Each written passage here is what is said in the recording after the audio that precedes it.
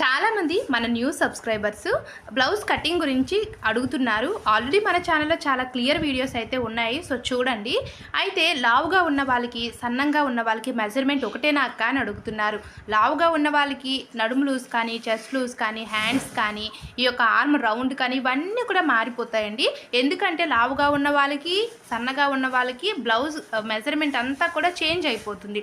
అయితే లావుగా ఉన్న వాళ్ళకి మనం ఎలా మార్క్ చేసుకోవాలి? ఇప్పుడు నేను చూపించిన బ్లౌజ్ వచ్చి ఫస్ట్ చూపించాను కదా, అది లావుగా ఉన్న వాళ్ళకి. అంటే ఇప్పుడు నడుము లూజు 30+ పెద్ద సైజు బ్లౌజ్ అన్నమాట. ఇది వచ్చి చిన్న సైజు బ్లౌజు.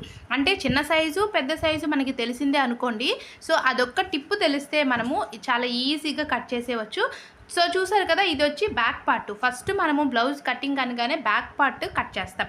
ఈ బ్యాక్ పార్ట్లో బ్లౌజు పొడవు, అలాగే ఈ యొక్క చెస్ట్ లూజు, నడుము లూజు, ఈ ఆర్మ్ రౌండ్ ఇవన్నీ కూడా క్లియర్గా మనము మార్క్ చేసుకోవాలి.